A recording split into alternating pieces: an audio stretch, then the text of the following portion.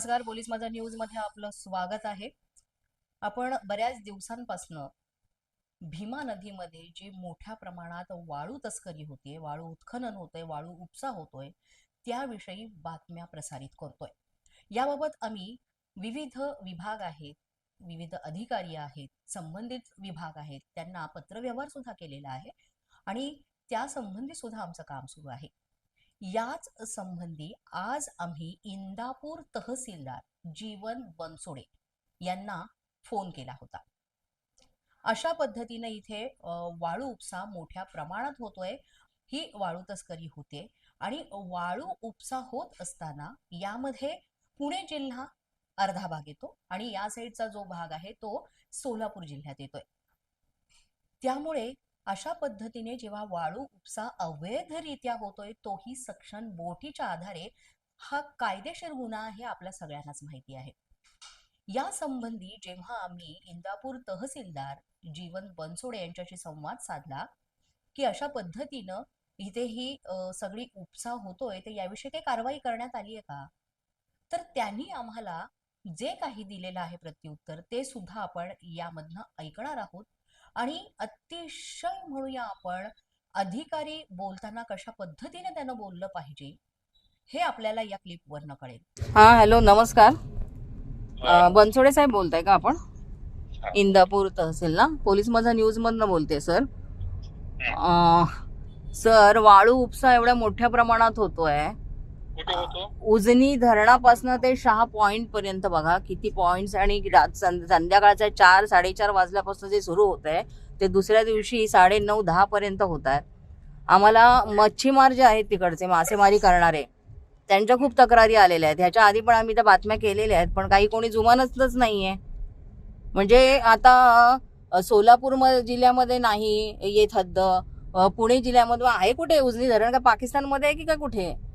कारण एवढ्या मोठ्या सरेआम आणि सक्शन तर अलाउडच नाहीये सर. सक्शन, ऐका ना, सक्शनने अलाउडच नाहीये आणि एवढ्या मोठ्या प्रमाणात एवढे खुले आम करतायत, त्याचे व्हिडिओ आम्हाला रोज मिळत आहेत. ते करून सुद्धा काही हे करत नाही. म्हणजे काय काय करायचं आता ह्याला? कोणाकोणाची प्रतिक्रिया घेतली मॅडम तुम्ही अगोदर? अहो सर, भरपूर आहेत, लावायच्या बाकी आहेत. फक्त आम्ही डायरेक्ट तिथून, ऐका ना सर. ऐका, तुम्ही ऐका माझं. हा हा, बोलताय की जणू काय मी वाळू उपसा करतोय. अरे ते म्हणतच नाही मी सर. ते तुम्ही अशाच पद्धतीने बोलताय. अशा आपल्याला विचारलं का तुमच्या हातीमध्ये मासेमारी तिथं उत्खनन चालतंय त्याचं? ते आम्ही आमच्या पद्धतीने करणारच ना सर. आमचा सध्या वाळू उपसाचा हे आहे, प्रश्न आहे सर. वाळू उपसाचा खनिजा जो विषय आहे तो सर्व डिपार्टमेंटचा आहे. त्याच्या संदर्भामध्ये शासन निर्णय झालेला आहे. पोलीस विभाग, महसूल विभाग, आरटीओ यांची जबाबदारी आहे. धरण व्यवस्थापनाची जबाबदारी आहे.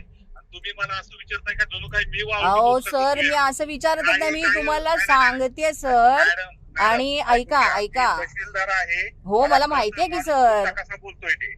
अहो सर, मी ते कुठल्या इंटेन्शन बोलतोय, का बोलतोय ते मला सांगा. अहो सर, आमच्याकडे आल्यात तक्रारी, तुम्हाला आम्ही पाठवतो, तक्रारी पाठवतो. प्रतिक्रिया घेतली त्याच्या अगोदर? अहो सर बघा ना, तुम्ही बातमी पाठवते तुम्हाला. अहो सर, बातमी पाठवते आम्ही ऑन फील्ड.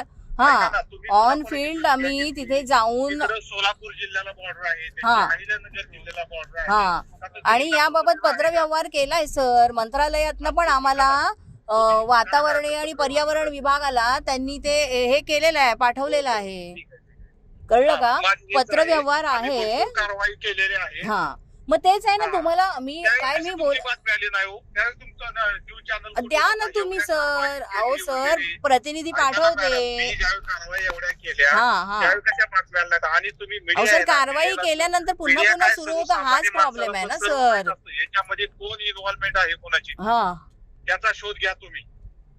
तो चालूच आहे की. पण आता तुम्ही, कारण एक पत्रकार म्हणून आम्ही बाजू मांडण्याचा प्रयत्न करतोय आणि आम्ही तुम्हाला ते काम शिकवत नाहीये तुमचं, त्यामुळे तुम्ही आम्हाला आमचं काम शिकवू नये एवढंच वाटतं.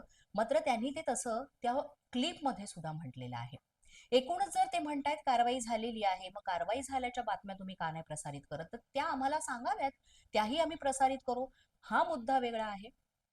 त्यानंतर या सगळ्या गोष्टींचा तिथल्या धरण विभागाशी संपर्क केला का तुम्ही? किती जणांच्या प्रतिक्रिया तुमच्यापर्यंत आलेल्या आहेत? तुम्ही याबाबत किती जणांच्या प्रतिक्रिया घेतल्या? तुम्ही पोलीस प्रशासनाला सांगितलं का?